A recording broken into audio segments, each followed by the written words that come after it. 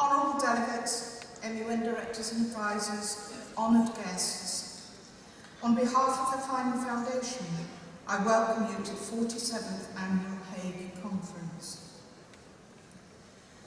Almost any review of the last year would have you believe that it was not a good year. Epidemics, crusades, civil war, floods, and many acts that did not show humanity at its best. Over the year, I heard much criticism of the United Nations. What are they doing? Or they just talk. But I would argue that just talking has led to some very positive actions and some essential collaborations, and that the year wasn't all bad. For example, in 2014, a collaboration between the FAO and the Confederation of African Football led to the African Football Against Hunger initiative, particularly during the current African Nations Cup.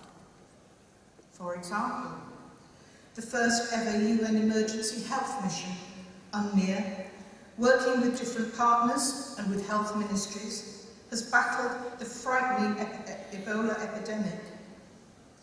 The UN reported that there is no room for complacency, but last week, Liberia reported only 8 new cases, schools in Liberia and Guinea reopened, and the UN is leading an Ebola recovery assessment.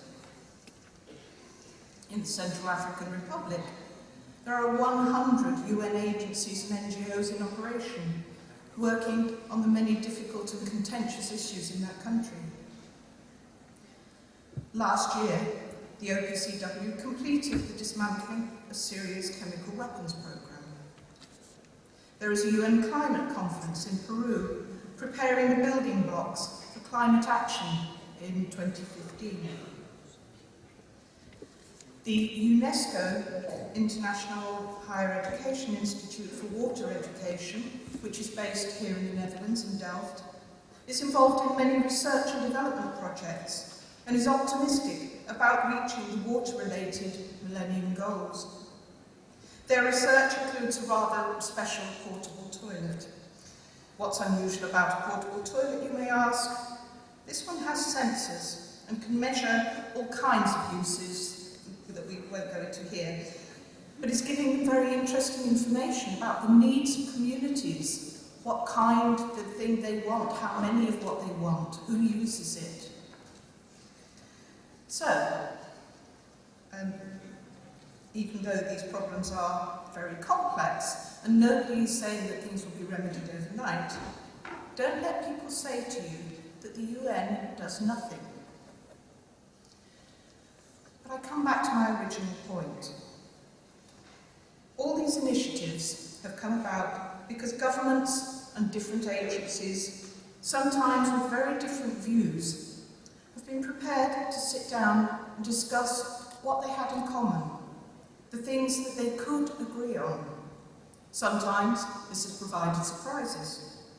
Only last week, the Russian Federation and Ukraine reportedly agreed to withdraw heavy weapons from the so-called front line.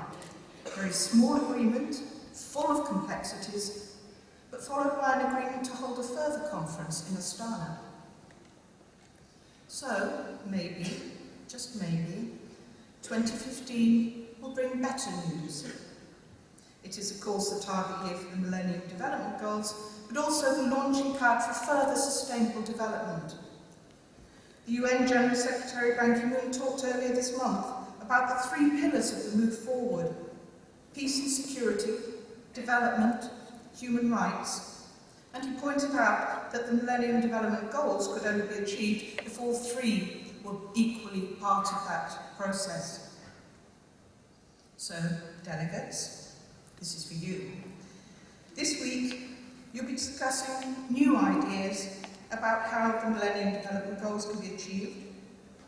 While you do, think positively about what Ban Ki-moon said.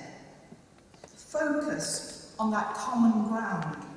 Decide how, while following your adopted government's policy, you can come to a consensus that will provide action and move the MDGs forward beyond 2015. And this is your challenge for the week. Thank you.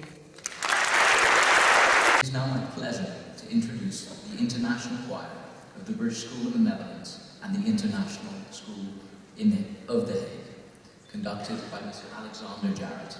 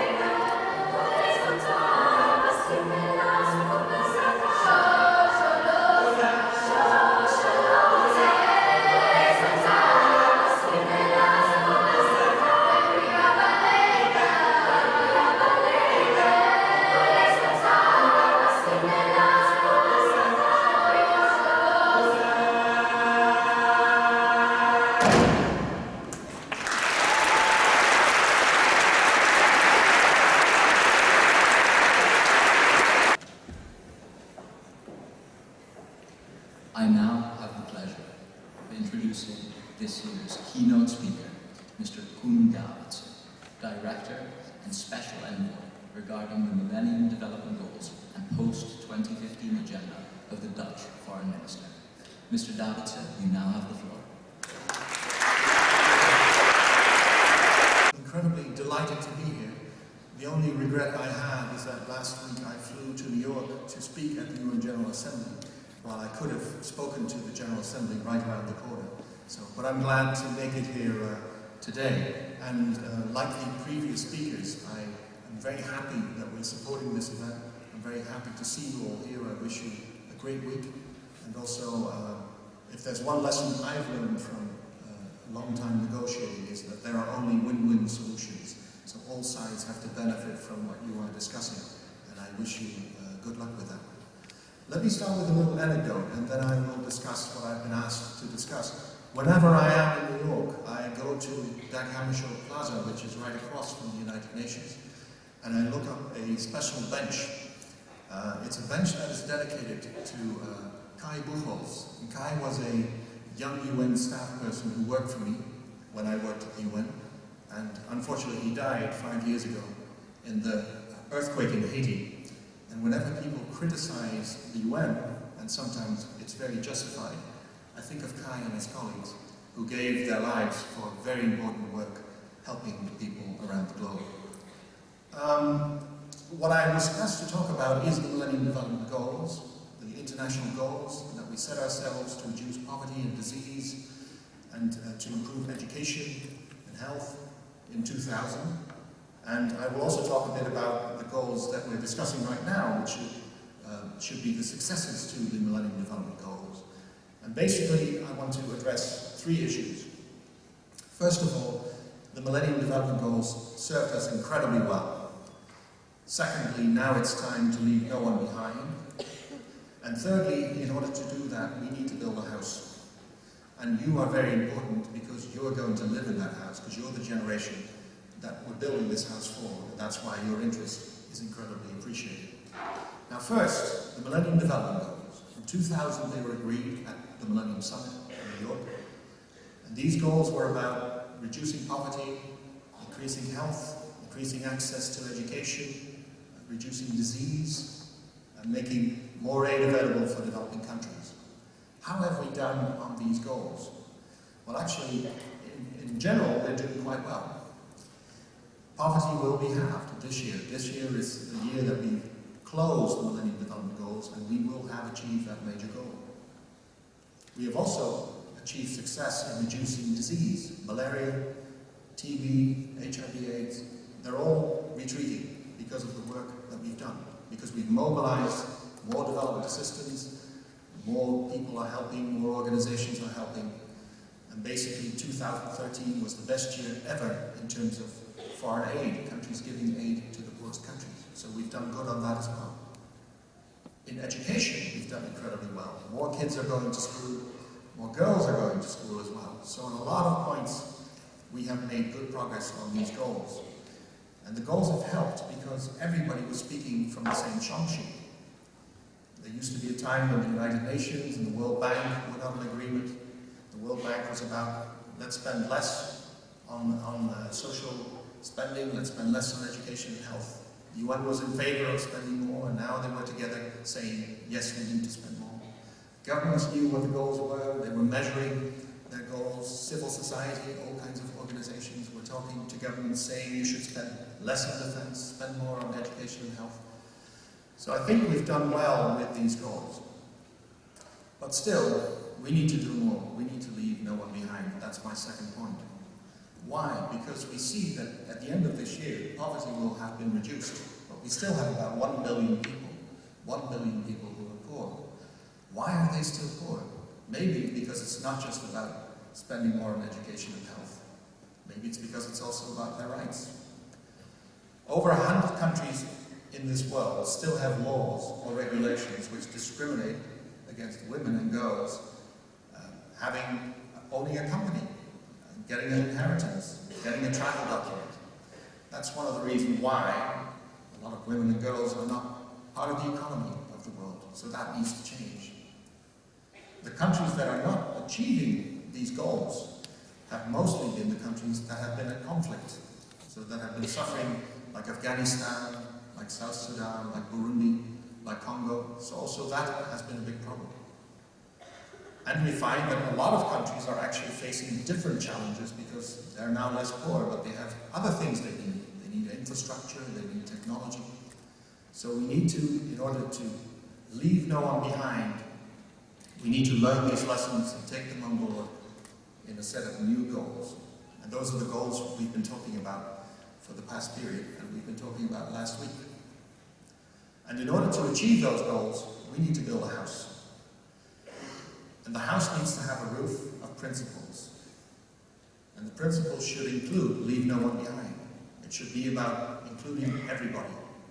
It should be about ending poverty, and it should be about doing it within the limits of the planet, so that we save the planet for future generations, you, your children, your children's children.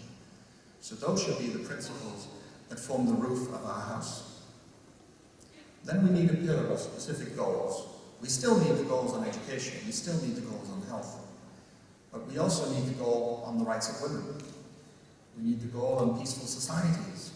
We need a goal on more equality in the world. So all those goals will be one pillar holding up the roof. But the goals will not matter much if we don't have a pillar as well of the means to support the goals. It's about money, it's about technology, it is about private companies going to developing countries. It's about a lot of cooperation to make the goals happen. And then finally, the house needs a foundation. And the foundation is that we check what we do, that we keep each other accountable, that we monitor how we are doing on these goals. So it's basically the foundation of accountability. So this might just be the house that we agree on in September at the UN General Assembly. And I hope you have an interest in it, because you're going to live in that house. And hopefully you can help us make it the best house possible. Thank you very much.